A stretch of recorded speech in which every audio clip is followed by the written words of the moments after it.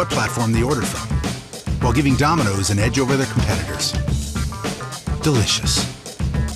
Between craving a better experience and delivering it, there's a bridge.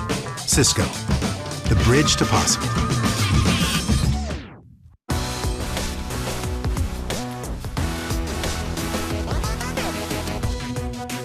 Welcome. Thank you for joining us for the Wired for Wireless Reinventing Access event. We're at an exciting inflection point in our industry. Multi-cloud, Wi-Fi 6, 5G, IoT, they're all coming together to revolutionize the way we work and run our businesses. All of us are looking at how to navigate through these transitions, and we have a great lineup of speakers to give you perspectives on how to think about your access network of the future. During today's virtual event, I'll discuss what I'm seeing from the market and technical forces that are driving these changes and shaping the industry. And I'll discuss how we at Cisco are solving these challenges. Then, Scott Harrell, Sachin Gupta, and Todd Nightingale will talk about how Cisco is reinventing access. And you'll be the first to hear about several new innovations to support the next generation access network. Immediately following, Susie Wee will lead two discussion panels. The first features several wireless industry leaders and device manufacturers. We'll discuss challenges, opportunities, and the timelines for the shift to Wi-Fi 6 and 5G. For the second discussion, she'll talk to several Cisco customers about what they learned from previous technology transitions, as well as their experiences with our new products. And finally, at the close of today's virtual event, you will be provided the links that will help you discover more about today's introductions. So let's get started. Today's announcement supports our 2-year journey for delivering intent-based networking to our customers. This announcement focuses on access, the campus, the branch, and wherever users work, and how Cisco is reinventing access to be a truly unplugged and uninterrupted experience, as it should be.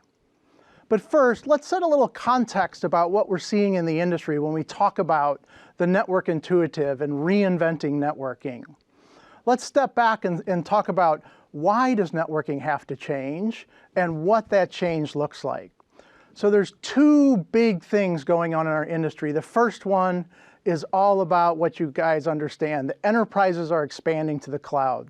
The cloud is the seminal technology trend of our era, and everybody is adopting it. Except it's a little different than what we thought just a few years ago. It's not about moving to the cloud, it's about expanding to the cloud. The cloud is now part of a larger computing environment that all of us deal with. And it's not just one cloud, it's multiple clouds. And then after that, every enterprise has to think about the next generation of digital experience. How do they deliver the experience that their customers, their employees, all of their partners want to experience? And that's an ongoing process. It's not just one transition, it's an ongoing process of always delivering that next generation digital experience. Well, when we put these two together, CIOs are dealing with a very different environment and set of challenges than just a few years ago. On one side of their infrastructure, it's all about users and devices. More users, more devices, whether it's IoT or the devices that everybody brings into the office today in their own devices, just an explosion on that side of the network. Users are moving around, it's all about mobility. And what are they trying to do? They're trying to connect to apps and data. Applications and data that are also changing in real time, whether they're in the cloud, still in a private data center. We now have this dynamic environment of how do we connect users and devices to applications and data that are always on the move. What this means is the entire networking infrastructure has to be reimagined and rebuilt for this digital world. It's not just about the data center, it's about the entire network, all the way from the user to the application, the campus and access network, the branch, the IoT and OT domains, the data center, cloud providers, service providers, and finally, what may be the most important of them all, security. I think of these as all the different networking domains and they're all being changed, and they all have to evolve to be ready for this world that we deal with today of how do we expand to the cloud and how do we adopt the next generation of digital experience. But here's the key. It's not just about all of these evolving independently. They're all interrelated. And how do we pull these together into what we call an intent-based multi-domain architecture?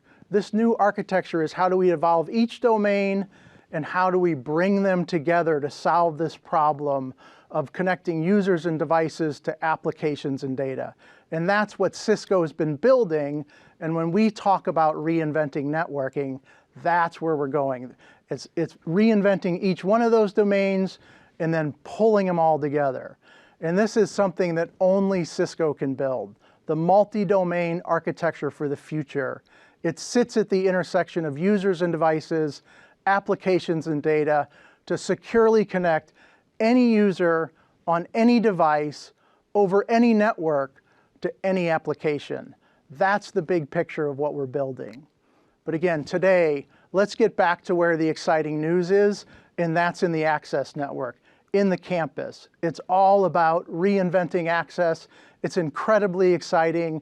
We started on this journey over 18 months ago when we launched the Network Intuitive and talked about reinventing network with the launch of the Catalyst 9300. And so now I'm going to invite Scott Harrell to come up here, who runs the enterprise networking business for us, and he's going to take you through all the exciting announcements we have throughout the rest of this launch. Thank you, David. It is truly a great day to be here. You know, we're super excited about some of the new products we have coming out, and then we're going to talk to you about, and some of the new partnerships that we've made. As David said, my name's Scott Harrell. I lead the enterprise networking business here at Cisco, and as part of that role, I get a chance to talk to hundreds of customers just like you. And I wanted to start by sharing some of those top questions that I hear when I talk to you, independent of what industry you're in, what vertical you work in. And one of the things that I always talk to customers about is IoT, the Internet of Things. Everything is connected, and now everything is on. When we talk to customers all over the world, they're having all kinds of new devices hit their networks, whether it's for outcomes like smart buildings, or maybe it's robots for manufacturing, or maybe it's medical equipment that's now IP connected. We're seeing all kinds of new applications for digitization in businesses. And this has profound impacts on the expectations of the network. The second big thing that I talk about when we talk about trends is around immersive experiences. But what's coming next is even more exciting. What's coming next is technologies like AR, augmented reality, things like VR, virtual reality. And these are going to have even more implications on the network. And you know, what's really exciting about these is you think about your own world, and perhaps you have kids like me, or perhaps you went to school at one point in your career and you had to study history. And when you studied history, you had to learn all these dates and memorize all these dates, and it was frankly, for me at least, it was super boring. But I think about with the application of something like VR into the classroom, now I could actually go to the battle site. I could actually go to the famous speech, and I could experience it. And I'm telling you, I will learn it much better that way. The last big trend I talk to customers about is security. Security is fundamental to every CIO. This is one of the biggest priorities for every board in the world. And what we're seeing is an evolution of what the attackers are trying to achieve. Historically, attackers mainly came to steal data. And now we're seeing them actually come at a new attack vector, which is we're going to attack availability. And what do I mean by that? Think about ransomware. This is absolutely an epidemic. That's a much different attack scenario. And so as a result, you need to defend it much differently than you did in the past. So with all these different trends, when you think about IoT, when you think about immersive experiences, you think about security, what does it mean for the network? Well, it means that you have to reinvent access. We believe everybody that's connected to a network needs an unplugged and uninterrupted experience, whether you're an end user or whether you're a device. This is what you absolutely need from the network. How we do this is by delivering a wireless-first, cloud-driven, data-optimized, and always secure experience. And what do we mean by wireless first? What does it take to actually provide a wireless first world? It means that now that wireless network has to be always on. It has to be reliable. The second thing is it must be scalable. When we think about scale, there's kind of two dimensions. There's the dimension where you have many more things that are now connected to your network than ever before. There's also the fact that these things often require incremental bandwidth and sometimes lots of incremental bandwidth. And so now your wired network itself needs to be adapted for this wireless first world. And the last piece is about security. And this really needs to be thought about end to end. I also said that the network of the future, when you reinvent access, needs to be cloud driven. And what does cloud driven mean? Well, cloud driven means either that I can be managed from the cloud or I can actually be tethered to the cloud with an on-prem instance. And so that when you need new updates or when you need new capabilities, they can be dropped down automatically into your environment. The second thing is around the use of data, both to provide global and local insights. We can start to provide those types of insights using the cloud as a power mechanism to actually give those kind of insights to you. Proactive operations. One of the biggest things that cloud can provide is that ability for us to interact with you as a customer in a much more proactive way. Now with cloud tethering, we can actually understand in real time what's going on and actually be very prescriptive in our engagement. This totally transforms the IT experience, and leveraging the cloud, we can really change how you actually deliver services to your business. The third piece is around data. You know, when you think about the sea of data that's now available from everything in your network, all the different APs, all the different switches, they all can produce massive amounts of data that you can leverage to impact your business, to impact your IT operations, and to impact your security operations. To do all these outcomes, though, you need to take a holistic approach to networking. You need to look at it from every layer of the network and understand how it's going to play into delivering these outcomes. It's a super exciting time. The future of access is absolutely now. But what's even more exciting is we're adding to it today. Welcome, Todd and Sachin. How's it going? Thanks, Scott. It's a great day. Super excited to be here. But you know, we talked about the future of access. But what's even more exciting is the future of wireless. And there's all kinds of new industry terms out there. So Todd, can you maybe break that down for our customers a little bit and how they should be thinking about them? Sure. I'm lucky enough to have been working in Wi-Fi my entire career. And that entire time we have dealt with the alphabet soup of Wi-Fi, .11b and G and A and N and God knows what. And finally, we are putting that behind us. The new Wi-Fi standard, which was briefly called .11ax, is now Wi-Fi 6. This is the newest, highest performing Wi-Fi. We can put alphabet soup behind us and push into Wi-Fi 6, the newest Wi-Fi standard.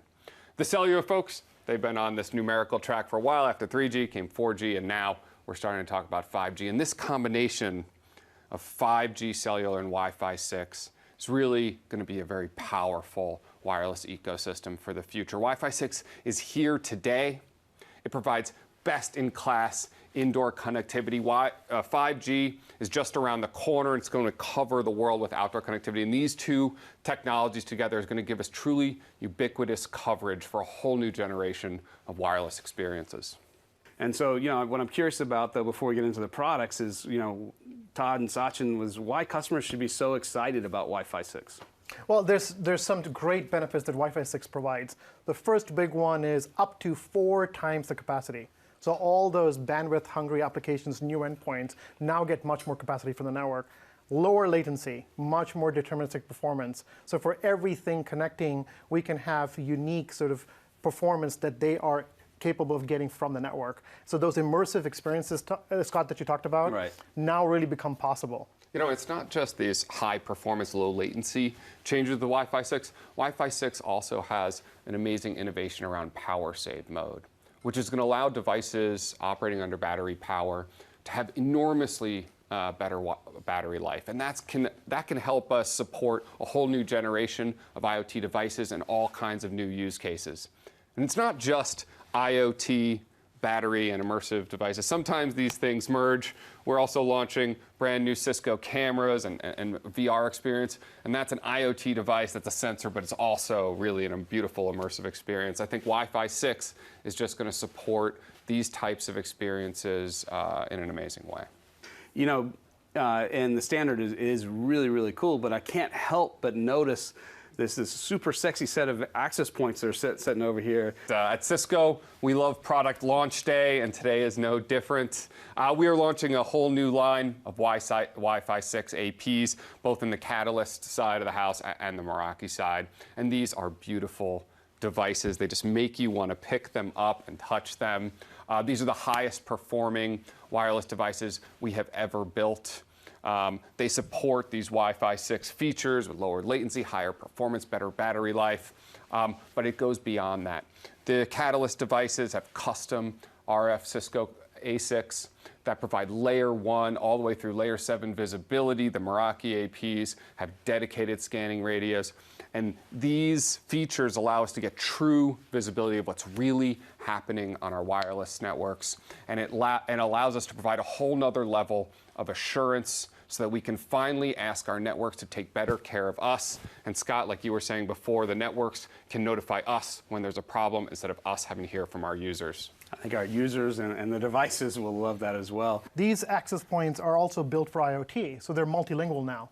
So they actually not go well beyond Wi-Fi 6. They can speak BLE, they can speak Zigbee or Thread, and really connect with anything that's connecting to this wireless network in the protocol that it understands. So these access points are not just Wi-Fi 6 access points, they're IoT access points as well. Exactly. That's super cool. Very, very, very exciting, especially when you combine it with the battery life savings that Todd talked about earlier. You know, when we think about the standard itself, it's a pretty impressive standard. But we're also working across the industry. We're working with our partners that are across the industry to make sure that the standard comes to life. You know, Todd and Sachin, can you talk to me a little bit about that and kind of what those ecosystem partnerships look like? Sure. You know, there's not a Wi-Fi connection without the devices on the other side. And we've been lucky enough to partner with our friends at Samsung and Intel with their newest pre-release devices to be able to test real Wi-Fi connections, real Wi-Fi 6 connections in real environments. And it's been an amazing partnership. We've been able to test all of these features. We've been able to do real performance benchmarking. And that means that when these devices launch, they will be tested and verified and running state-of-the-art Wi-Fi 6. But you know, we're not stopping there in terms of just at interoperability. We're really going beyond with the ecosystem.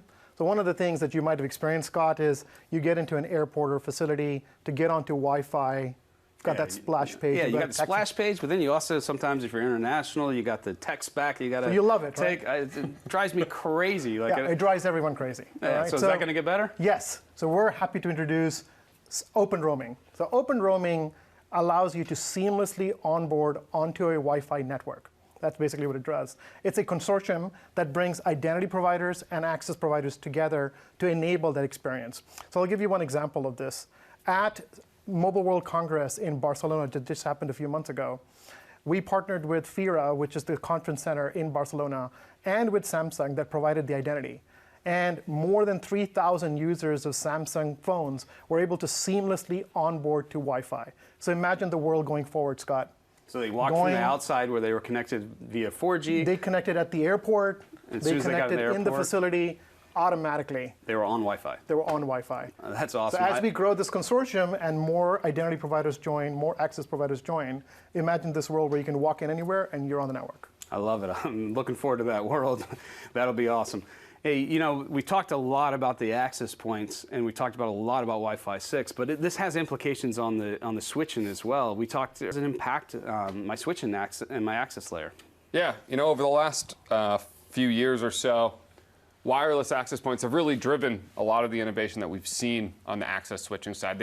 In particular, they really drove this move to multi-gig interfaces because there's just so much performance coming out of these devices, even in the last gen. Well, I got to tell you a story. I joined Catalyst Switching as my first product management role 17 years ago on the Cat 6K. That product's been out there for 20 years. It's the most successful networking product in history. It's iconic. It's iconic. Okay, it's iconic. And you know, our customers trust it for its reliability, for its flexibility, for the investment protection they've gotten out of it for 20 years. We have customers who've been running it for more than 10 years. It just runs. Straight uptime, Straight 10 years. uptime, 10 years. Truly uninterrupted. Truly uninterrupted. But now, you know what? It's time to pass the baton. All right. All right? So now we're here today. We're introducing Catalyst 9600 series. That is an awesome looking switch. We call the access points beautiful. This is a beautiful switch. This is impressive. This is impressive. It's got some meat to it. So this switch, now the Cat 6K goes up to 2 terabits. This switch goes up to 25 terabits. So it's really built with that scale, that cloud scale campus view, built for investment protection well into the future, right? So 2 more decades that you can get out of this. Fully integrates into intent-based networking. lots of things we talked about: segmentation, software-defined access, assurance, encrypted traffic analytics, all supported here. Switch is built from the ground up for those kind of Built needs. from the ground up for those things. The modular iOS XE operating system, fully programmable. And so, again, it's a beauty, and it is going to power those networks, those modular core campus networks, for multiple decades to come. Awesome. Well, this is truly, truly an exciting time. Thank you, Sachin and Todd. Those innovations are incredible, and I'm super excited to see those in our customers' hands. I hope you're as excited about the future of networking as I am. Wi-Fi 6 is now, and you need to prepare both your wired and wireless network for it. You need to work with Cisco, because only Cisco can deliver an unplugged and uninterrupted experience for that network that is wireless first, cloud-driven, data optimized, and always secure. Next up, we have Susie Wee. She's a networking veteran and the guru of all things programmability. Susie will facilitate a discussion with networking industry experts and customers just like you, so you can gain more perspectives on how to build your future access networks right after this brief video. Technology often comes down to a choice. This or that. Do you need 5G or Wi-Fi 6? Mobility or security? Should you be in the cloud or a data center? Do you need this gen or next? The answer to all these questions is yes. Now you don't have to choose, because there's one network that's ready for anything. It's called intent-based networking, and it's only from Cisco. A system built for Wi-Fi 6? Yes. And ready for 5G? Yes. And the numerous machine languages of the IoT? Yes. What about security and threat detection? VR, AR, AI. The answer to your question is yes. Intent-based networking from Cisco. Wireless first, cloud-driven, data optimized. Between what's now and what's next, there's a bridge. Cisco, the bridge to possible. A big thank you to David, Scott, Todd, and Sachin for showing us what's available with Wi-Fi 6. This is an exciting time in the industry because Wi-Fi 6 opens up a new chapter in networking. So you've heard a lot from Cisco about why we're so excited about Wi-Fi 6. And now I would like you to hear from industry experts and from our customers about their views.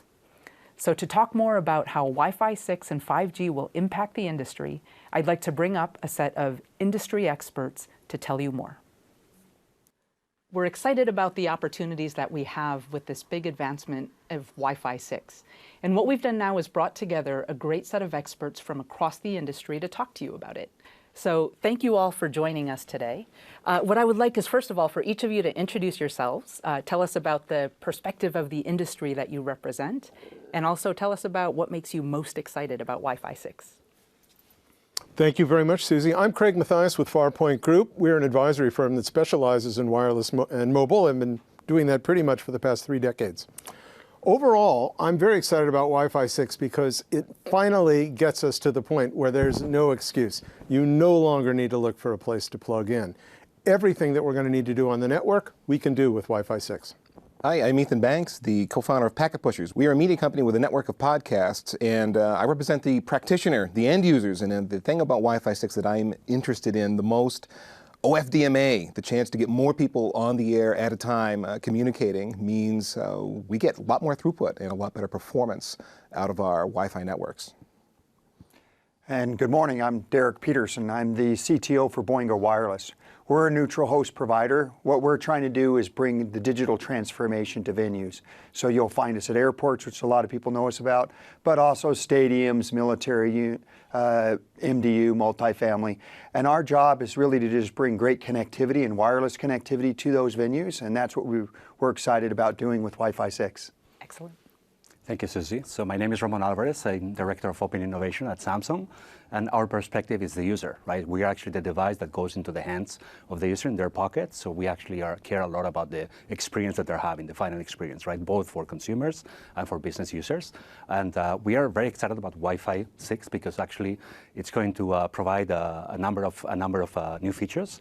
I think there's 3 features that actually we are really excited about, which is first one, it's going to be higher speed. We all expect, a new wireless protocol to bring higher speeds. That's kind of the baseline for a new wireless protocol. But also, we're going to have a better performance in very congested environments, concerts, airports, et cetera, et cetera. So those are situations where today actually Wi-Fi, the current standards, don't actually reach the performance that our users want. And finally, better power consumption, right? So one of the pain points that users have with smartphones is actually that their phones don't last a full day. And with Wi-Fi 6, we're going to be able to actually get a full day of battery while still being able to stream pictures, videos, etc., and use social media. Good morning. Eric McLaughlin. I'm the General Manager of the client business at Intel. So my team is responsible for all the radios that go into PCs, tablets, and those sorts of things. So I guess 2 things for me on Wi-Fi 6. First of all, it's the biggest thing to happen to Wi-Fi since its inception. And we're grateful to see all of the problems that Wi-Fi 6 is going to solve for the end user, many of which have already been talked about here. And I'm also excited because we also deliver 5G, and the interaction between those 2 technologies is going to be amazing. Excellent. Great. So let's jump right in. And I know that we've already started to talk about it. So what are some of the benefits of Wi-Fi 6? Well, I think it was already said, 3 of the key benefits being power, speed, and better access for everybody, I think is also very important.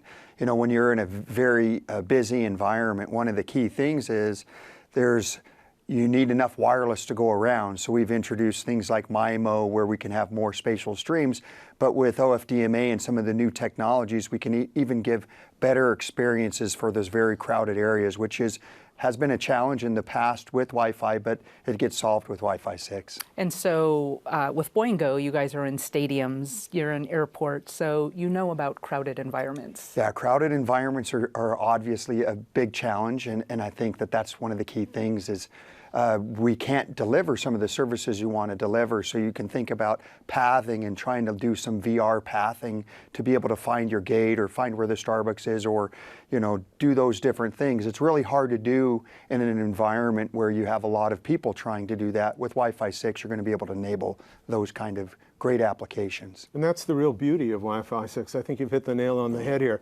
We love to talk about gigabits per second of throughput.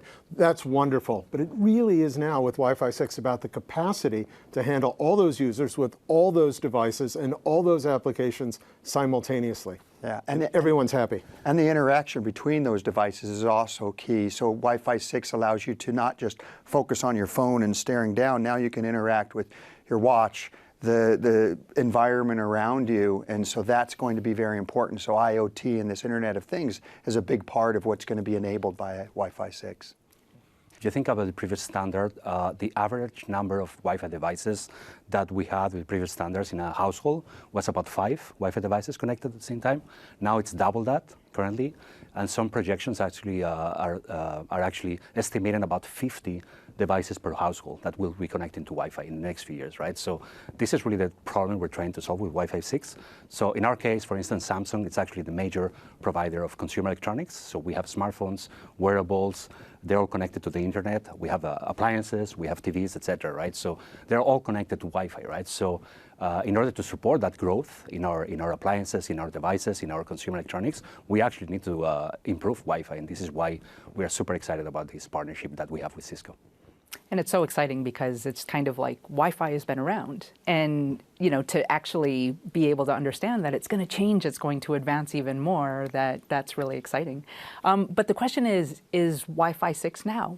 So Wi-Fi 6, 802.11ax, so same name, but we're choosing the Wi-Fi 6 to go with. How do we view it? Should people switch to that now? They started with 802.11ac. Should they move on? What are your thoughts on that? There's a couple of things here to consider. One is we're still working on the standard. We're almost there, right? So now products are finally coming to market. And it seems reasonable that if you are at a refresh cycle, it's time for you to update your wireless. yeah, you want to go with AX. That is going to future-proof you. It's going to give you the opportunity as more and more clients come on to give them an AX experience. So there's no reason to not go with AX now. We're just about there with the standard. The products are here. Let's do it. Let's go that direction. So you will absolutely get some benefits today, but even if you don't plan on deploying right away, we've been encouraging our clients to build alpha networks and to some degree beta deployments as well, just to get experience with the technology. It's far enough along now that these are going to hit the market like a ton of bricks very quickly, and you don't want to be sitting there in 6 months or a year and saying, oh yeah, that Wi-Fi 6 stuff, I really should be doing something with that. That's actually a really good point, because it's not just turn on AX and you immediately get all the benefits. There's some tuning that you could be doing. There is understanding of how the OFDMA is going to work in your environment, how that might interact with multi-user MIMO. And getting all of that working in tune for your environment will take some time. I like that idea of an alpha network. Huge number of technical innovations. So. And we can share a little bit of that Samsung, Cisco, and Boingo have done an alpha test at John Wayne Airport down in Orange County. Yeah, so please tell us more about that now. Yeah. So you know, the idea was to just showcase the speed that you can get, and we've seen that speed. So even on the AC devices with the AX access points that were provided by Cisco and the phones that we were able to get from Samsung, we saw great improvements across the board in speed. And I think that that's key. But in addition to that, when you start doing that network planning, it changes a little bit, because it used to be when you were planning out in a big environment like an airport, you would have to manage your RSSI and your SNR, so your challenges of building a network across all these different channels with all these different people connecting. You'd have to think through, how many people do I want per access point, and change your models of how much you had to put in. We've actually been holding off for AX to be released so that we could actually do some of those upgrades that we want to do, because it ends up changing the RF diagnostics and everything else that you're trying to do to be able to create a great network. Excellent. Can you guys talk a little bit, I know it was just referred to that there's actually benefits to deploying a Wi-Fi 6 access point even before the clients are ready.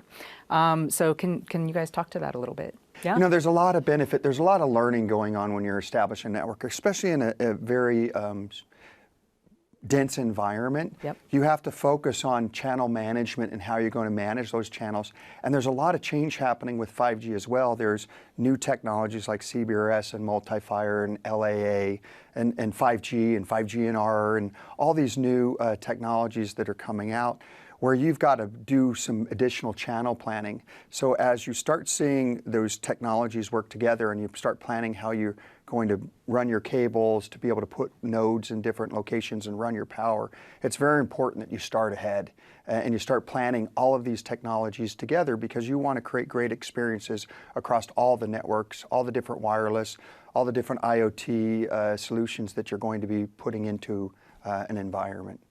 Excellent. So yes, if you're architecting your network to go forward, well, you need to architect. And there's this whole thing, like a friend was doing gardening, and he said, you have to be an architect, not a hacker.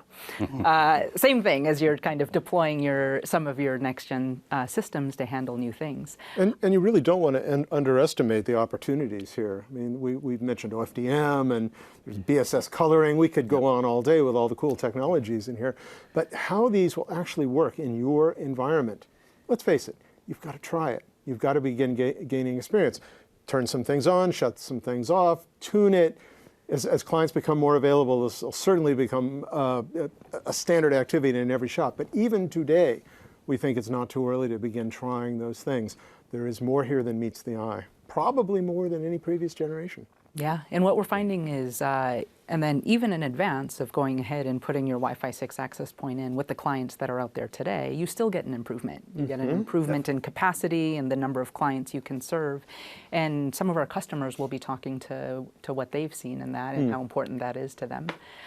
We've been now talking about the devices, because the devices are coming along, and we're like, is that in the future? But we actually have Intel and Samsung here who could tell us how close or how far away is that for our devices? We are there already, actually. So Samsung has been actually the world's first provider of Wi-Fi 6 enabled smartphone, our Samsung Galaxy S10. We announced that back in February.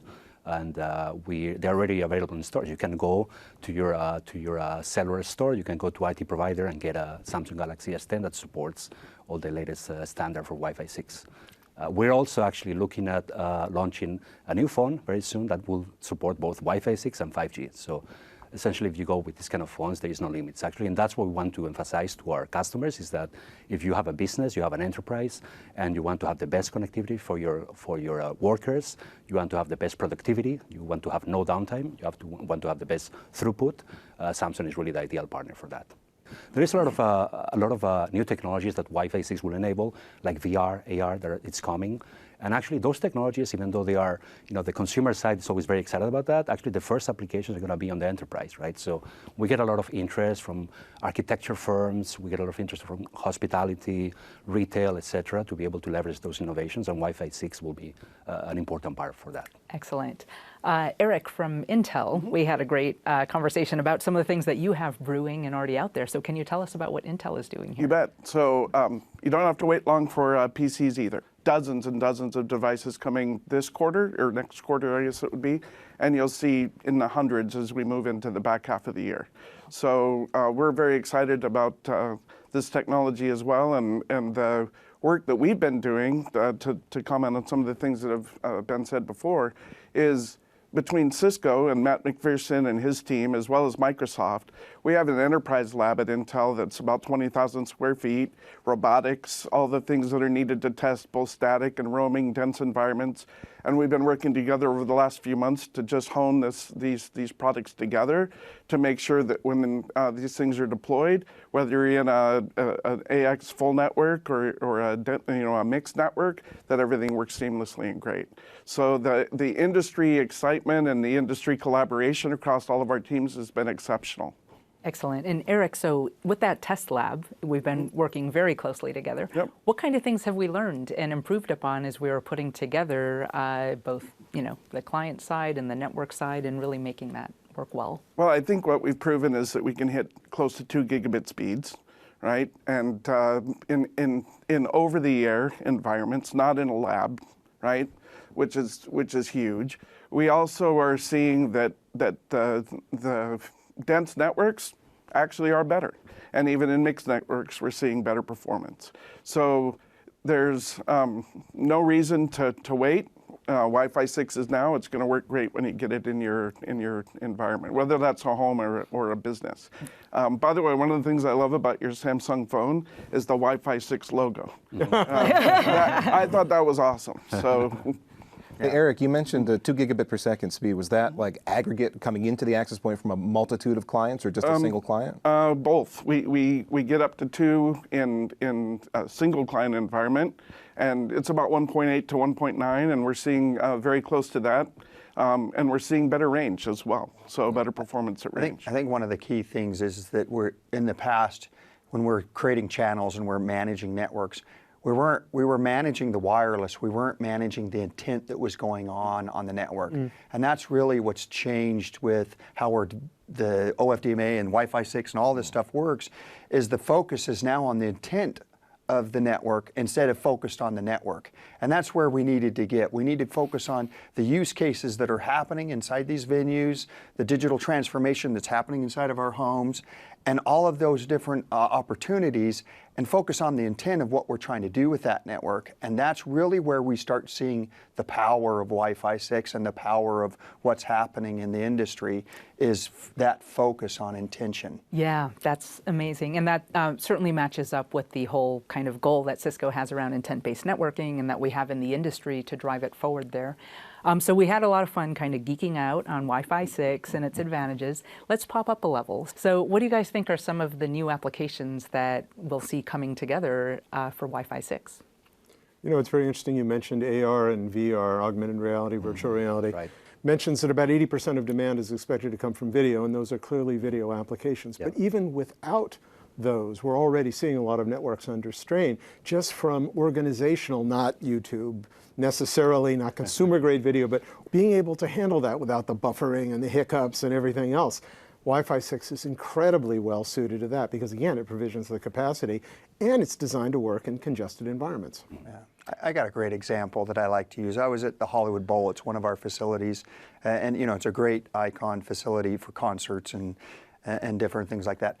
And when we first started putting up a Wi-Fi network there, you'd watch people connect and they'd start automatically connecting and registering, and we now, you know, solve that with Passpoint and other technologies. But now they automatically connect when they get there to the Wi-Fi, and we're seeing people stream as they're watching the concert, their reactions to the concert, just as much as they're being a part of the concert. They're bringing that concert out to all of their followers in real time. And those kind of enhanced experiences drive people into the venues where they used to be saying, oh, I can just watch this at home. I want to share it with my friends. And there's maybe a better way. They didn't get tickets. Now they can still go there, still share it with all their friends globally. Right? They can share these experiences, and that's great, and that's you know, what Wi-Fi 6 enables. Yeah, and that's just a really exciting set. Like for me, being a video geek in my history and background, we've got a solution for you. To actually be able to like just fully live out and build out those video applications, AR, VR, making those interactive as well, right? Not just a one-way streaming, but the interactive is pretty key.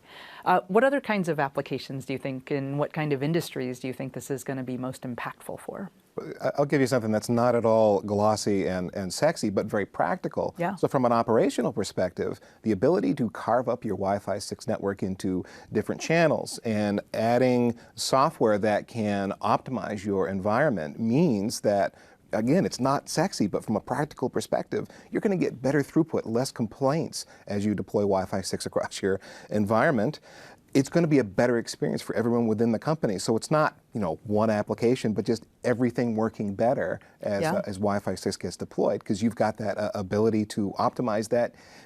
We had some of that before, but not with as much fine-grained detail and tuning ability that we have now. Yeah. It's analytics, automation, and management. And the introduction of Wi-Fi 6 gives the vendor community a real opportunity here. It's an interruption to say, oh, you know what? We've always wanted to do that. Now we can do it with this new set of products. And that's another reason why we think people will be upgrading sooner rather than later. Yeah, and I think that, you know, that ability to do that, you know, with the deterministic networking, with, you know, being able to dedicate channels, then you can actually give that the application developers even that set channel. So that's why they know they can actually make this stuff work.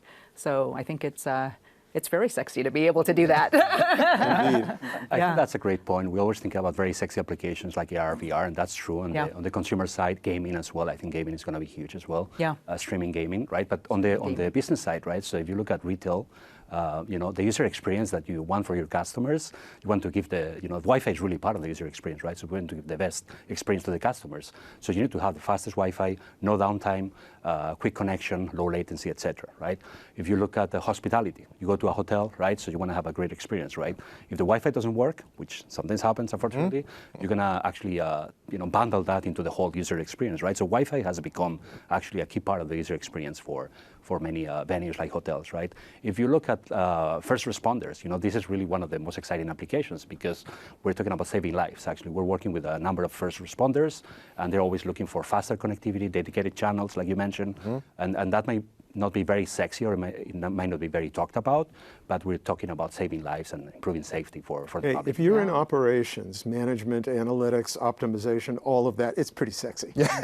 Without that, no one else gets their jobs done. Right. We tend to not think about it all that much, but there's so much innovation there now, again, largely as a result of the availability of Wi-Fi 6. That's right.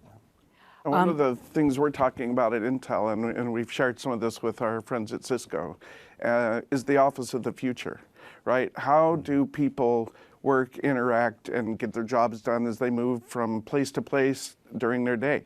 They do things that require extreme focus. They do things that require, you know, extreme agility. They've got to multitask. They've got to interact locally as well as, you know, globally. And we see Wi-Fi 6 playing not just in access, but in many other parts of the network experience that allow people to have an office that just works the way they need it to, seamlessly. Yep.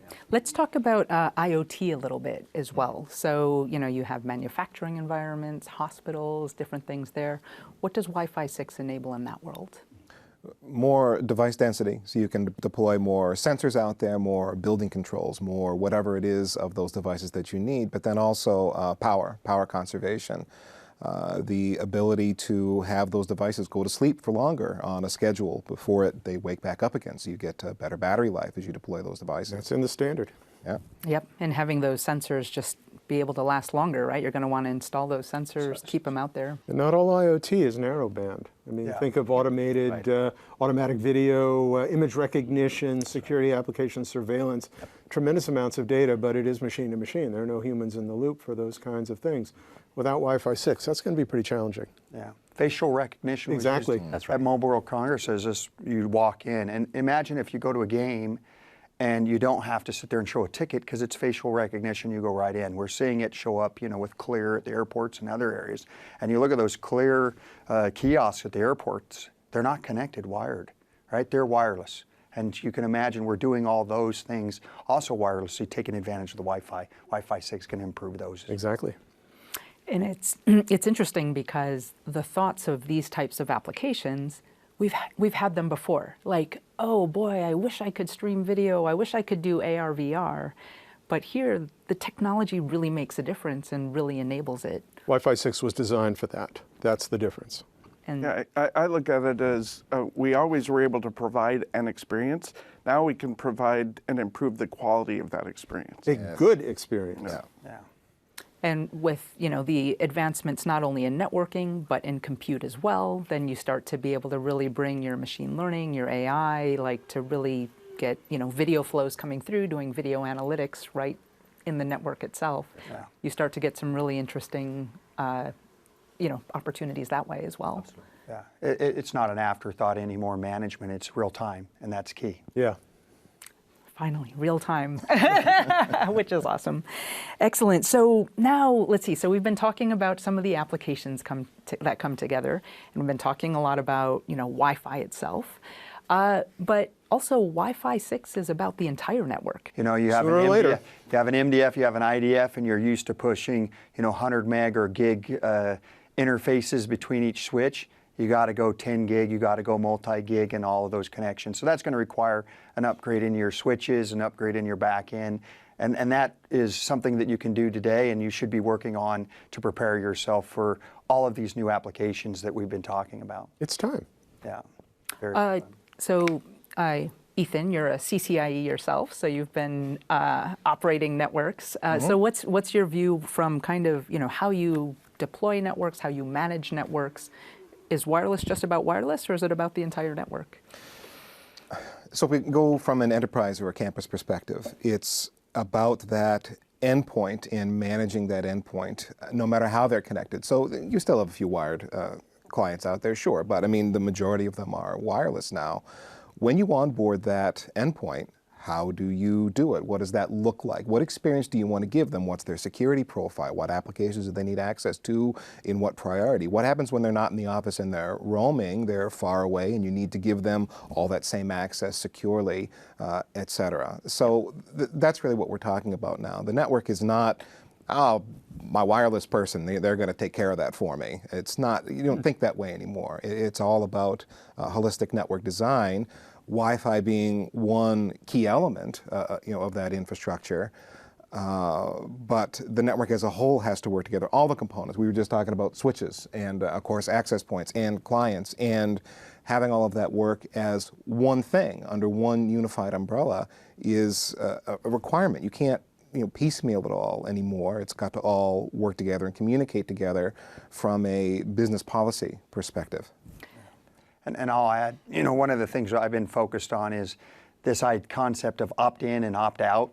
And we're going away from opt-in on opt-out. We're going to opt-aware.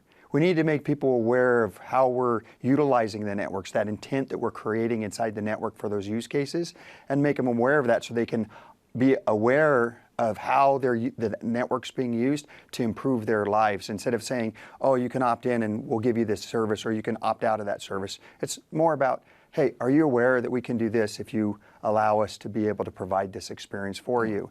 Yes. And that makes us move from thinking about not just the network as the venue or the focus of that switches and the cabling and everything else, but from a global perspective. Because do you want that access to be able to that machine that's sitting in your enterprise? Do you want access to that machine that's sitting inside your enterprise network when you're traveling globally? And how do you enable that access? And then what's the data that's being transferred within that access, and then how do you secure that?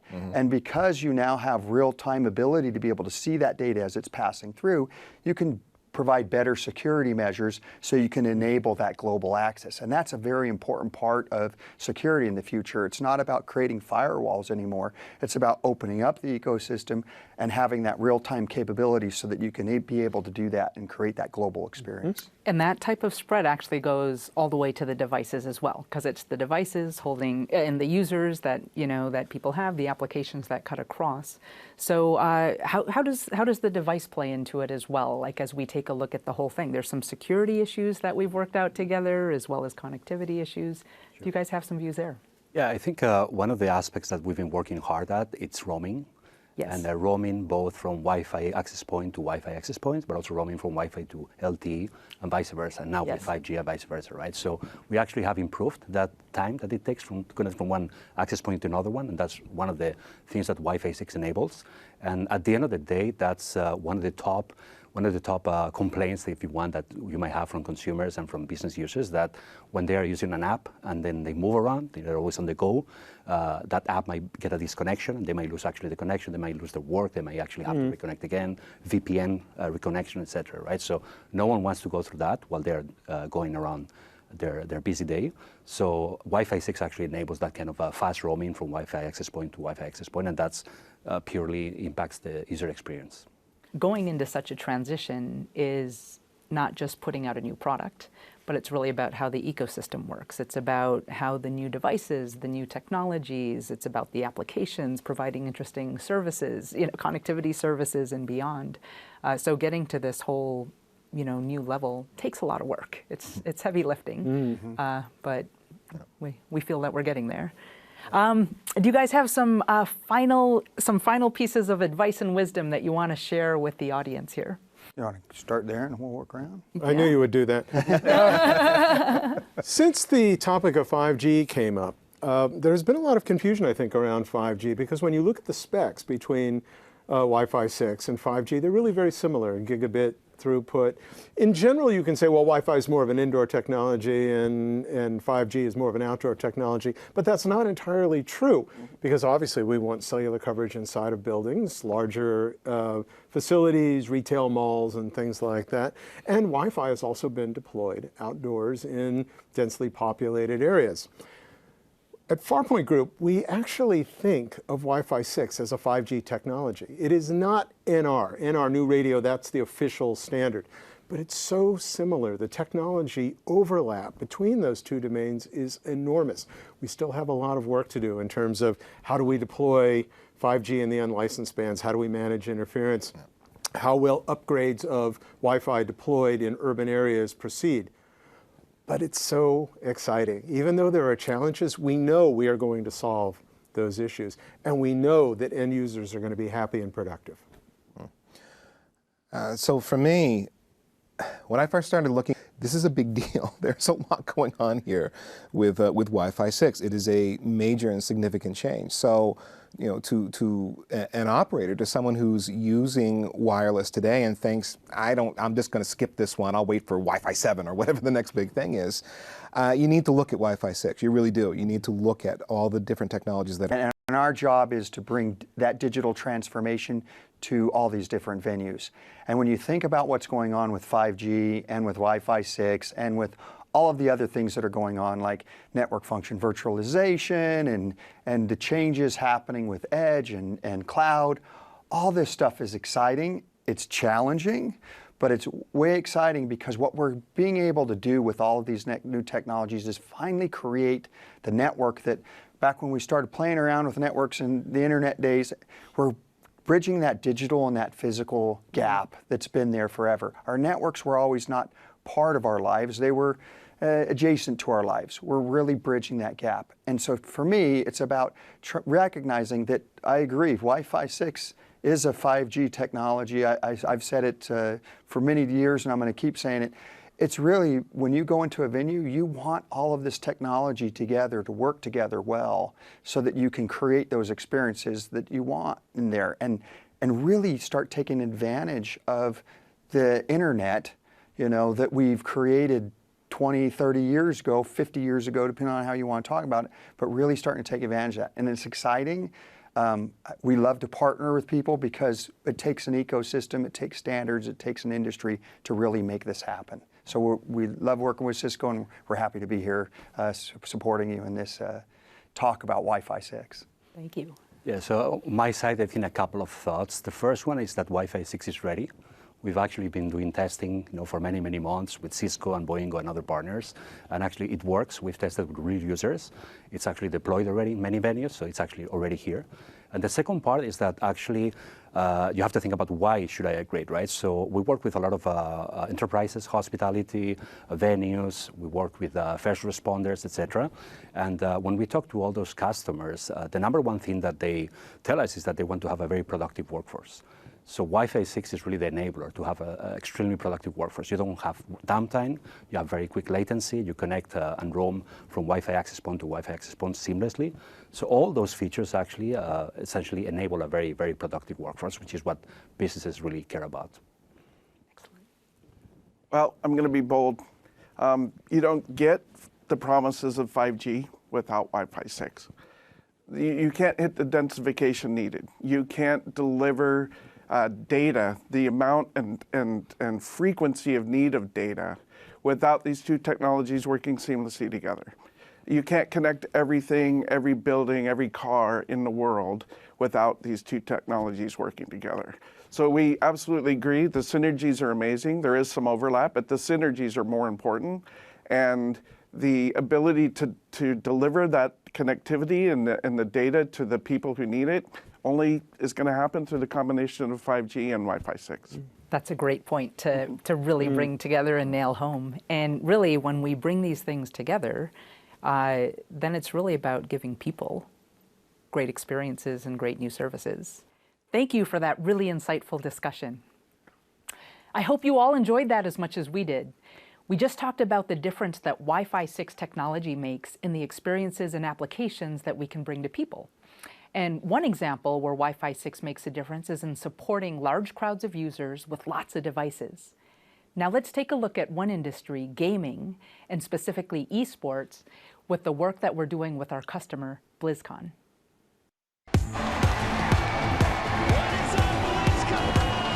Our first BlizzCon was in 2005. We had about 8,000 attendees. Fast forward to this year, we'll have 35,000 people or more and 10 million people globally watching online. Cisco provides the crucial underlying network of connectivity for the entire show. The wireless hotspots that enable us to have employee communications, the panels that people are watching, both in person and online, the presentations that you're seeing across the screens at BlizzCon, more bandwidth on our demo areas. All of our eSport World Championships. We also utilize Cisco hardware. It's in almost every major part of our network infrastructure for the whole show. The routers and switches that are connecting our PCs, our network infrastructure, and servers that are running our game demos. Cisco's just been a great partner for us in terms of reliability and dependability. Just to have a partner that cares about the BlizzCon experience being as awesome as we'd like it to be, that really gives us a lot of peace of mind, which means the show is running smoothly and reliably, and the players are having a great time. Between a fan's devotion and global domination, there's a bridge. Cisco, the bridge to possible. That was a really inspiring video, and it reminds us how cool networking can be and what networking makes possible. So, now we just saw a great example of what one customer was doing in the industry, and I'm excited to be with our other customers to talk about what their needs and what the opportunities are for Wi-Fi 6 in their industries. So what I'd like to do is just to have each of you introduce yourselves, talk about which company you work for, and then talk about what you're most excited about for Wi-Fi 6. Jamin Lefebvre with Wild Rose School Division in Alberta, Canada. Our school jurisdiction goes from slightly rural to really, really, really rural. Kind covering about 20,000 square kilometers, 5,000 students, and year over year we continue to see device increases and bandwidth demands that are very difficult to contend with. Great. Reza Rasulian with Carnival Cruise Line. Carnival owns 9 brands in the cruise industry. We make up roughly 50%, just over 50% of the industry. We have 12 million guests a year on our ships. We have a very interesting business.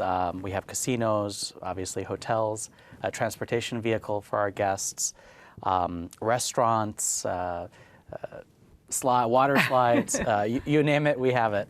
I'm most excited about the battery life, actually, with Wi-Fi 6, so the enablement of our guests so they don't lose their experiences because of battery.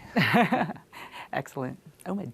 My name is Omid Moeb. I'm with Anheuser-Busch InBev, and I'm the Global Director for Network and Telco, and as such, I'm very excited. I'm a geek at heart, so very excited about Wi-Fi 6, the new technology coming out.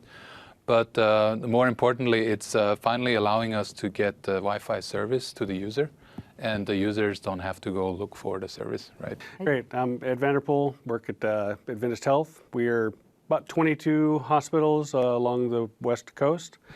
We have about 300 clinics, talking about rural. We're kind of spread out. We're a rural type hospital. Several hundred beds in each hospital, and there's a lot of density.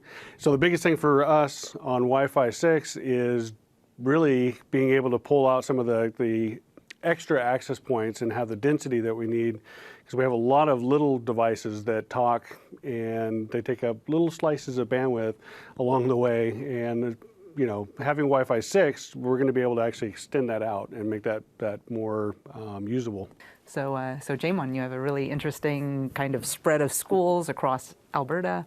Mm-hmm. So in rural Alberta, a lot of our communities don't have access to broadband or really any network connectivity. So the schools aren't just a good place to connect, they're actually the hub and the primary point of connectivity for our students. So one story is that last year we actually had a principal report that students were bringing in all of their devices from home and putting them in their lockers so they could download offline content, which was then taking away from the network capacity for the purpose of education. And then also around Christmas, which parents don't seem to think about, is that they buy all of these new devices, wearables, all of these new things, and they come into the school and everybody has to do their updates. So for us, we have these peak moments that are really not core to our business, but as a rural school division, we believe that it is part of what we do, is helping kids to be connected, to have the same sort of experience that kids anywhere else on the planet have, to make sure that they're connected in a constantly evolving digital era. And so again, your situation is that because they live in such rural areas, they get better connectivity at school than they do at home or anywhere else. So what do we have for cruise ships, Reza? So you have an interesting environment there. We do, we absolutely do. So it's changed drastically over the past 5 to 10 years. So 10 years ago, you'd go on a cruise and you didn't want to be connected. And now everyone wants to be connected. In fact, they want to be connected just like they've been connected on land. So our thesis is we don't want to prevent anyone from missing out on that opportunity, whether it's to keep up with news, share social media feeds, whether it's Facebook, Twitter, Instagram, whatever social media outlet there are. In fact, over the past few years, social media is even changing. So that's one of our challenges. And frankly, we spend a lot of time, and we're excited that Wi-Fi 6 is here. And it'll enable the density that we require. It'll enable the throughputs that we require. Obviously, we're relying mostly on satellite technology, and that's also been a challenge. But now, with increased capacity coming online in the industry, together with infrastructure on board that enables our users to enjoy really a land-like experience. So we're pleased that we're able to offer that, and it's just going to get better and better with the innovations coming. Excellent, excellent. Omid, you have a very interesting situation with beer in breweries. We do, yeah. So as the biggest brewer in the world, really, there is no other company that has the same use cases as ours. So we have about 300 breweries worldwide, and we have something called OT there, operational technology, right? In addition to this, we have an entire back office area, right? And it's over 1,800 sites on literally every continent in the world. So we have to solve all sorts of use cases, right? We have factory workers that are on break, very similar to your state. On the other side, we have, on the IT side, we have the explosion of devices. It used to be less than one device per person, and this started a long time ago, right? And now, I mean, on myself, I have at least 2 or 3 devices right now, right? Yes. That are using the Wi-Fi. And so, and you're more than 20 years old. Exactly. Yes. And so this challenge is a good one to have, right? So we need to not only deal with densities, but also like with bandwidth, throughput, and those kind of things, like my other peers have. Where Wi-Fi 6 comes in is it's an enabler for a lot of the business challenges we have. So we're trying to brew the same beer across the world. It doesn't matter where we are, and it has to be most efficient how we brew it, and it also has to be the consistent quality, right? And so to guarantee this, we have what we call the brewmasters and their teams, right? And so we can't obviously clone people yet, but where we're going with this is you can have now centralized brewmasters and their teams that control all of the manufacturing process around the world, around the clock. And IoT, which is enabled by Wi-Fi 6, enables them to do so. Excellent. And we'll dive more into that in a bit. Yes. And how do you follow beer with healthcare? So Ed, tell us about your situation. What is going to be fantastic is having a doctor be able to go from one place to another, and using the 5G that's also coming out, basically accompanying those 2 pieces. Have that doctor be online at one location, be able to flow through into the next location or home, depending on what the practice is, and to be able to actually maintain that connectivity throughout for that doctor. The other piece for us is we have a lot of smaller little IoT type devices. A lot of those are old. For healthcare, takes us a while to get caught up. Well, there's a lot of those little pieces that right now, when they try to talk to access points, it can overwhelm them. So we have to have several access points in one area, and then you've got your channel density and all the other pieces that you have to deal with. So we're really looking at Wi-Fi 6 to kind of take care of quite a bit of that. Well, let's move on now and then talk about what we know is that Wi-Fi 6 gives you a new type of connectivity and a new level of connectivity, but that enables new applications. I mean, I think the first thing is going to be video resolution. All kids know how to find the highest resolution that they possibly can. They always choose the highest resolution. But along with that, we're also seeing a lot of advancements in AR and VR. So really, really high bandwidth demand for a short burst of period of time. But you start to look at a classroom where multiple kids are now using a VR kit, and that becomes an incredible challenge for the rest of the network. So the scenario is our teachers used to go to professional development and come back with random CDs of software. And so our IT department would always groan like, oh, this again. But now what we're seeing is those teachers are coming back from professional development with 30, 60, 90 microbits or Raspberry Pis. And they don't call IT to ask, how's that going to work in the classroom, right? And so our role in education as IT practitioners is to make sure that we're affording those opportunities, that we're not restricting teachers, because when they try something and it fails on them, they don't just call IT and say, I need it to work. They also have that bad taste in their mouth that I'm not going to try that again. Those little robotics pieces didn't work in our classroom, and IT just can't provide that. So for us, it's making sure that we're not restricting or creating artificial barriers in the classroom and allowing teachers and kids to be creative and explore. Talk about your density. Yeah, so I mean, another really funny challenge is, we see this primarily in our elementary schools, but I mean, I call it the herd of bison sort of scenario. And so what the kids will do is they'll take a little robot that they've programmed to go through this track, and when one kid sort of successfully does something, all of a sudden all of the other kids follow that down the school. So the teachers in the adjoining classrooms don't know that this is happening. So it's not about just making sure that we can provide density that supports 30 or 60 clients. It's that we can support hundreds of clients as they're roaming throughout the school. And then to start adding on IoT as facilities and maintenance start to use those sensors. We can't have it impacting where window sensors are going down because that herd of bison is moving through the school. So it really is a big challenge of not just having equitable distribution of the network across the institution. It's about making sure that we can provide capacity as it rolls throughout the building. Yep. That's incredible. Now, you're allowed to call your students a herd of bison. Reza, you're not allowed to call your customers that, but you have interesting customer behavior on cruise ships. That's right, that's right. And in fact, we also have the challenge of having hundreds of guests in one area at the same time. We have a lot of fun and engaging activities, for example, in the auditorium or around the pool area where our entertainment staff will create a massive party. And needless to say, all the devices are out, right? Because everyone wants to share and stream and so forth. And it's a challenge from an IT perspective to keep everything running because you have bar operations, you may have 2 or 3 bars operating at the same time. You have hundreds of guests. You have folks that a couple of years ago may have had 1 device, but now you have multiple devices per family. Yeah. So all of a sudden, there's let's say a traffic jam of packets. Yeah. And there's other applications that we haven't thought about. Augmented reality from a maintenance perspective, I think could be huge. And you had a point where just people across the ship want to communicate with each other. So using voice over IP, updating that to video over IP just within the ship alone is super important. That's right, absolutely. Because you want to be able to call your wife or your significant other or your child, for example. So we're looking at, again, unlocking a lot of different applications to enable our guests, our business, and our crew. So we're very, very excited about that as well. And some of your applications were simple, like delivering food. Yeah. So this is an amazing kind of innovation that we came up with. Pizza delivery. Who would have thought, right? You're on vacation and you want pizza. And you don't want to walk up to the 10th floor where we have a place that has free pizza 24 hours a day. Yeah. So now you can take your mobile device, order pizza.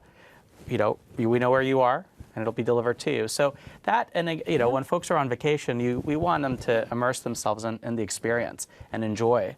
Yeah. So that's another application, and I think it's just the beginning. What are some of the applications that your needs in your industry? So the bison analogy, it actually reminded me of our forklifts, the automated forklifts. They're quite big and they're quite heavy. Yeah. And so we deployed the automated forklifts a couple of years ago. But they only move in certain areas, and you can imagine we had to build purpose-built Wi-Fi systems, right? Now with Wi-Fi 6, we have actually very similar challenges than you guys. So now we can just replace the access point where it is, and increase the density and throughput with that through the newer technology and protocols, right? Another one is AR that was mentioned. We also are discovering, so we don't only have brewmasters and their teams, but we also have like very specialized technicians that help fix and maintain the machinery in our brewery. And so we're looking at AR, goggles, HoloLenses, and those kind of things, which requires a lot of throughput, low latencies, and high density as well, right? Because they interact with the IoT systems around them. It takes away the technical challenges, and it allows us to create, a red button in the network that people can just press and, leverage the network, right, for better purposes. You also had an interest for more IoT sensors, like just sensors to go around. We do, yeah. Today, the sensors are all on a proprietary network, which is good in case of a network outage, right? But it also comes with its limitations. Every time you want to renew something, you have to take down equipment, right? And we are 24/7. You guys do, right? You can't tell people to stop being sick, right? And the same with us. We're just, we need to do 24/7 operations. And so downtime is something we cannot afford. Yep. Maybe over Thanksgiving or so, we have a few days where we can take the brewery down. But otherwise, anything we do around the IT systems will take down our production network. And so systems that allow us to inherently cover for itself, and allow in-service upgrades and hot swaps, what we used to call GIR. Those are very important to us, right? Yep. Very nice. And how about in healthcare? In healthcare, at least right now, we don't have a use for that, but we do have a use for the Google Glass. Ironically, yes, we're resurrecting the Google Glass. We actually have certain hospitals that we're going to actually trial, where we're going to do surgeries and the doctors will actually be utilizing the Google Glass to actually display something back to another, a couple different, technicians and other people to help them to actually walk through different surgeries. So it's beyond, critical, because obviously somebody's getting operated on. Yeah. The other piece of that is that we actually have robots, ironically, in several of our hospitals. Actually, we've got two different types. So we've got one that's kind of I don't know, it's kind of hard, but it's a smaller device that basically roams the hallway. But what it does is it basically goes around, and if you have a question, you can go up and ask it a question. Or if you need directions, it'll give you directions. Cool. We've also got, there's two different pieces to this, but we've got in major hospitals, if you walk in and it's packed, the waiting room is packed, you can actually go over to a kiosk that actually disembarks, drives up, and you can actually talk to a doctor on this little kiosk. It's a mobile kiosk. And it'll actually flow along the bottom floor as well. That's also wireless. Interesting. And I think like with these examples, what's interesting to see is how the applications are really business critical. And now with the new set that will come, you'll really be able to impact the business even more. Yep. Yeah. Great. So now let's go into just the section where, Wi-Fi 6 is about the entire network. And you all have responsibility for not just the Wi-Fi, but for the network. So what are you seeing? Like, how does this work all together? And Jamon, you're actually using our Wi-Fi 6 access points now. Yeah, we have been. And we've been using mGig as well for a while. So starting to see the need to go beyond the 1 gigabit per second backhaul per access point, especially, as I say, when those students roam in large clusters. But that doesn't negate the fact that IT is still responsible for running the business of education within the school infrastructure. So we either go back 10 years and start to look at traffic shaping and really adding complexity and security to access the network, or we embrace it and we say that Wi-Fi 6 is here. There is technology available that supports densities of 20 to 30 devices per student, hundreds of devices per classroom, and go with it. And I think that's kind of where we are at right now, is that looking at the previous technologies like 802.11ac, even Wave 2, that we need to look beyond that if we're going to survive the next 3 to 5 years. Excellent. Yeah, I completely agree. In our use case, our new normal is let's not prevent the guest. If they want to bring 10 or 15 devices, let them. Another big piece as we move forward is assurance. So making sure that from an end-to-end perspective, we're providing the level of service, the experience that is second to none from a Cruise perspective. So we're very excited about the assurance platform and leveraging kind of the end-to-end visibility and analytics down to the user's device. So if there's a problem somewhere in the network, we're building off of what Cisco's provided us to inform our decisions, either to fix a specific event or to add density or add features or functions that would enable the guest. So Reza, you use, you have the whole end-to-end network in play. Right. So can you explain when you say assurance, you're talking across the different domains all the way to wireless? That's right. Yeah, that's can you right. expand on that a little bit? Right. Sure. As you look at the entire ecosystem, and frankly, it really starts at the data center, from the data center to the teleport, to the satellite link, to the onboard equipment, routing, switching equipment, down to the controllers and the access points, down to the user's device. Yeah. So really, it's an end-to-end view as to how do we enable the guest.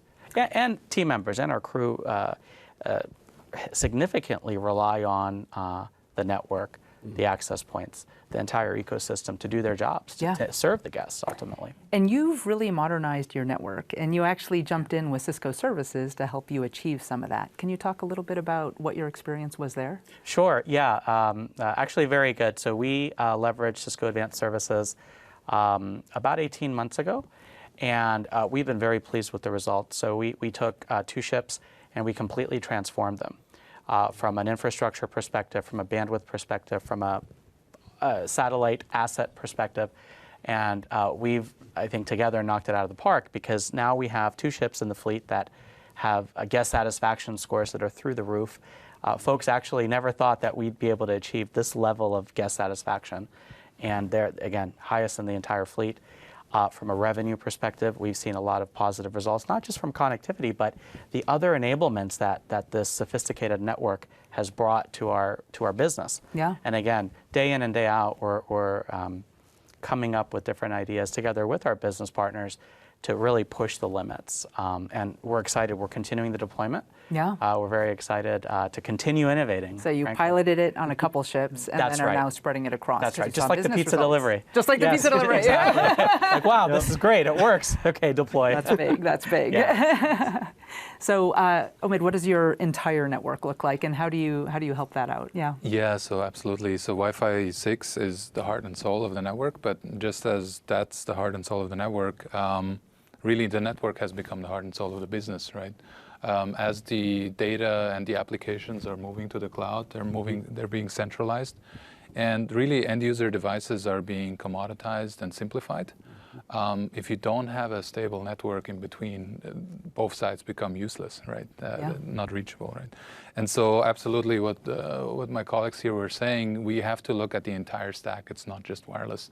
So we're looking at our telecom strategy, and then we're looking at the switching layer, which is very important to us. We cannot take it down. You take down the switching layer, all your access points are gone, right? Yeah. Yes. So so all of it is very important to us. So for us, we're actually just at the tail end of deploying ACI.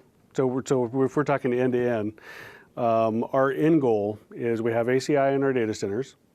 We're going to have DNAC out to actually control our branch offices and our other offices. So that kind of rolls right into Wi-Fi 6 and the newer switching infrastructure, to where our end goal, we're looking at assurance as well, is to have end-to-end. So yes, you can have your Wi-Fi 6 access point, whatever's connected to it, but we want the control, the security part of that from that point all the way through to our data center in one path, so that our security department can look at that and go, okay, we've got that covered. And because, we have HIPAA and PHY and all the other pieces that we have to maintain. But in order to do that, with the new fabric infrastructure that we can actually build out, and Wi-Fi 6 is obviously going to tie right into this, we can actually have that end-to-end goal and have the assurance that we want. You can have the 24/7, which is what we need. The other part to that is, yes, you have to have switches that you can actually have up 24/7. Some of the older technology kind of didn't work as great as we wanted it to. The newer, from us, from the 92, 9300, et cetera, on have been fantastic. They've been solid, easy to deploy, and we can actually extend the fabric right to them. Yeah.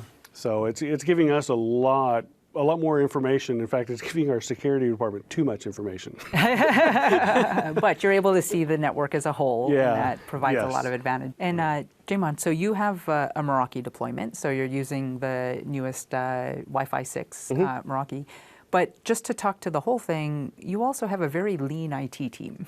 Yeah, we do. So why don't you talk about that? We do. So some days I still wear the hat of network operations. So we have a team of 6, and because of our geographical distribution, some of those people are located out of our core office, so they have a remote office.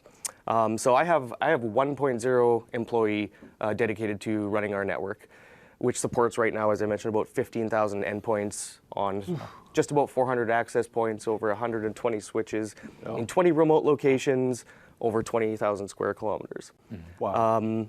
I mean, we jumped on Meraki when it first launched, and just with the visibility and the simplicity, I don't know how we could go back to something that isn't as simple. It really just makes a difference that proactively we can see things that are happening. We can see things that we would have never seen before, like an access point that trips out, say, at 6:07 to 6:09 every day.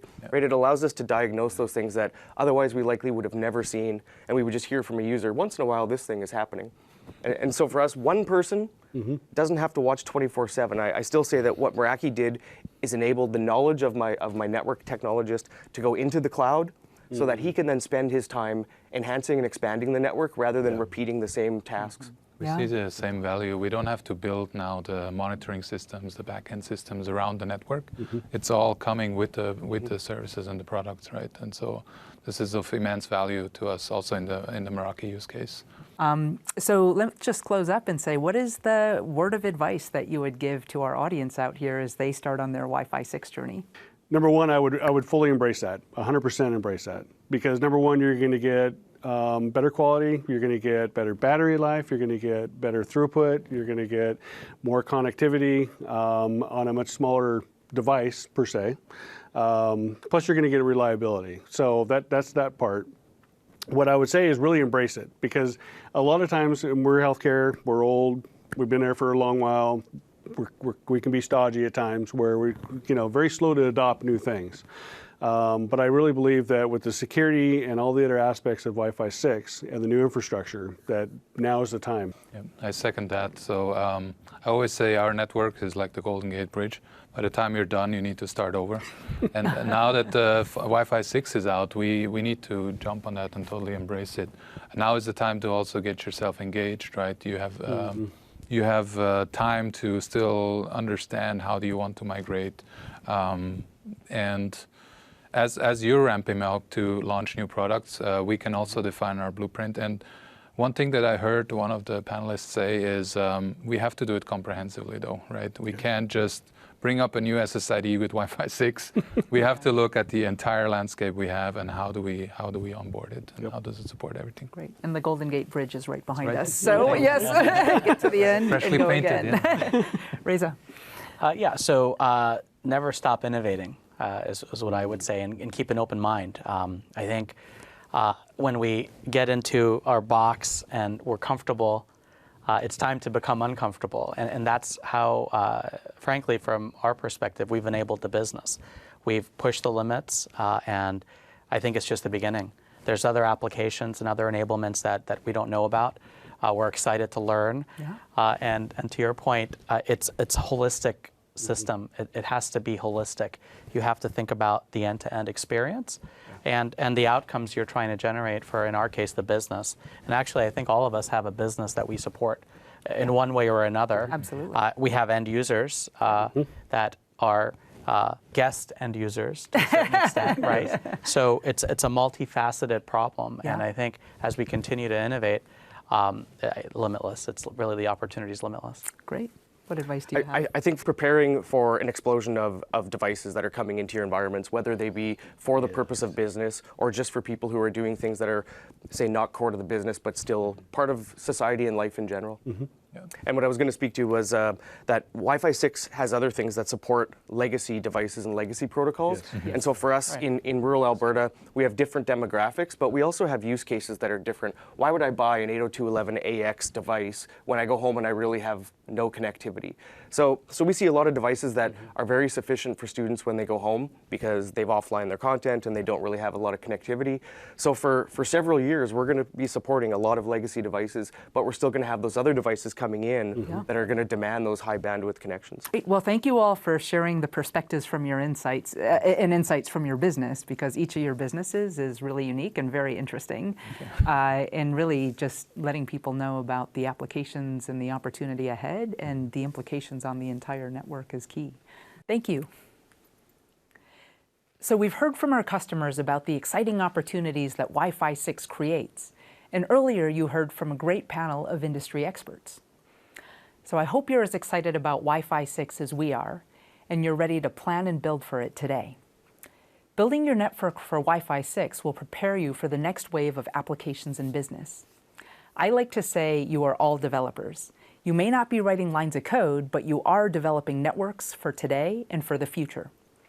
Application developers will write applications that take advantage of the new capabilities of Wi-Fi 6 across the network, and this will transform your business. So to help you go deeper into many of the technologies we discussed here today, you can see the on-demand sessions that cover product deep dives, services, and DevNet. To start building Wi-Fi 6 networks and applications, you can go to our new DevNet Developer Center at developer.cisco.com/wireless. Thank you for watching today's broadcast. We believe that Wi-Fi 6 opens up a new chapter in networking. It creates new possibilities for IT and for your business, and we can't wait to see what you do next.